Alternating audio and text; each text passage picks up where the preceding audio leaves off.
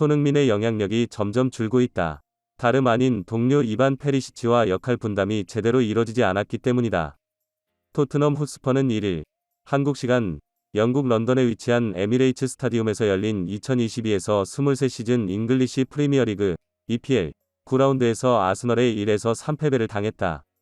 이로써 토트넘은 승점 17점, 5승 2무 1패로 3위, 아스널은 승점 21점, 7승 1패로 1위에 위치했다. 토트넘은 이번 시즌 리그 첫 패를 기록했다. 그것도 다름 아닌 북런던 더비 원정 경기에서 아스널의 무릎을 꿇었다.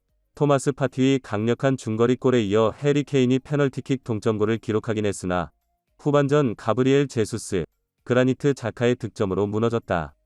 에메르송 로얄의 다이렉트 퇴장까지 겹치면서 토트넘은 이번 아스널전 완벽히 무너졌다.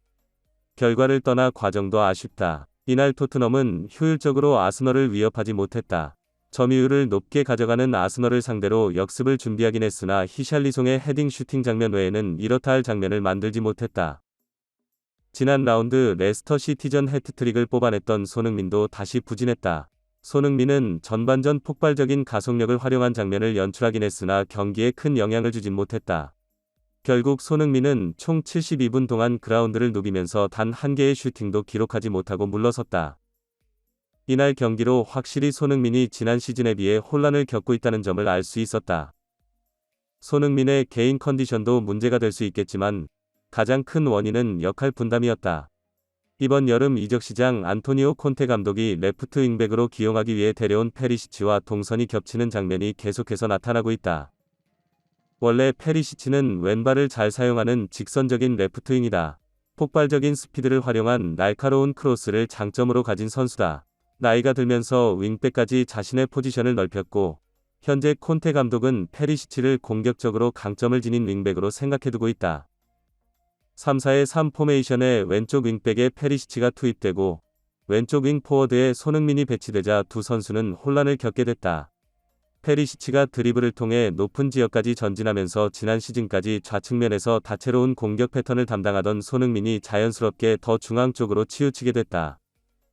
이번 아스널전 히트맵만 살펴봐도 레프트윙 손흥민보다 페리시치가 더 높은 위치에서 위협적인 공격을 시도한 점을 알 수 있다. 반면 손흥민은 거의 중앙 미드필더 지역까지 밀려나면서 역할을 잃었다. 이를 해결할 방법은 포메이션의 변화다. 레스터전에서 활용했던 3-5-2 포메이션을 사용하는 것이다. 당시 손흥민은 해리 케인과 투톱을 형성했고 중앙 미드필더를 3명으로 배치했다. 그러자 공격 진영에서 다양한 옵션을 수행할 수 있던 손흥민이 곧바로 해트트릭을 기록할 수 있었다.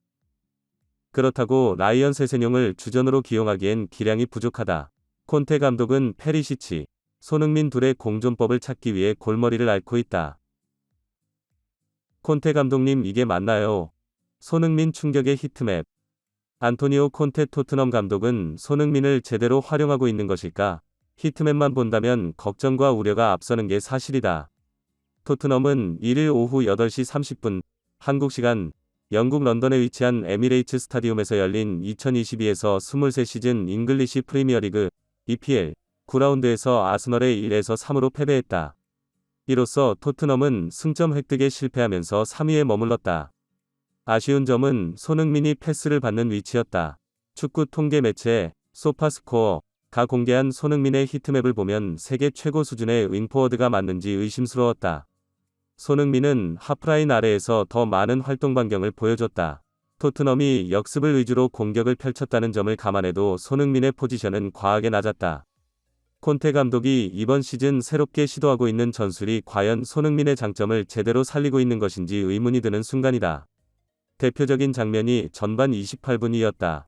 손흥민이 중앙의 위치에서 볼을 받았을 때 더 높은 위치에 있는 건 페리시치였다. 페리시치가 손흥민의 패스를 받아 좋은 득점 기회를 잡았지만 슈팅은 부정확했다. 손흥민과 페리시치의 위치가 달랐다면 다른 결과가 도출될 수도 있는 노릇이다. 페리시치가 좋은 선수지만 득점력이 출중한 스타일은 아니기 때문이다. 결과론적이지만 손흥민이 계속해서 득점에 관여되지 못할수록 콘테 감독을 향한 비판으로 이어질 수밖에 없다. 지난 시즌을 떠올려 본다면 손흥민은 공간으로 이동하고 있을 때 많은 패스를 전달받았다. 손흥민이 워낙 속도와 공간 이해도가 좋은 선수이기에 달려가고 있을 때 좋은 패스만 연결되면 곧바로 득점 기회로 만들어졌다. 하지만 이번 경기에서 항상 손흥민은 하프라인 아래에서 정지된 상태에서 공을 받았다. 손흥민은 위협적인 패스와 과감한 돌파로 경기력이 더욱 좋아졌다는 걸 보여줬지만 자신의 장점을 100% 발휘하기란 힘들었다. 손흥민의 최대 장점은 슈팅인데 아스널을 상대로 단 1번의 슈팅 시도도 하지 못한 채 경기를 마무리했다.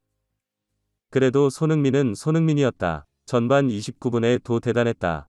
페널티 박스 앞 부근에서 패스를 받아 해리 케인과의 원투 패스 후 아스널 수비진을 혼자 다 뚫어냈다. 마지막 패스가 조금은 아쉬웠지만 손흥민의 폭발력을 알 수 있는 장면이었다. 전반 38분에 도 손흥민은 적극적인 경합 후 팀 역습의 시발점 역할을 해냈다.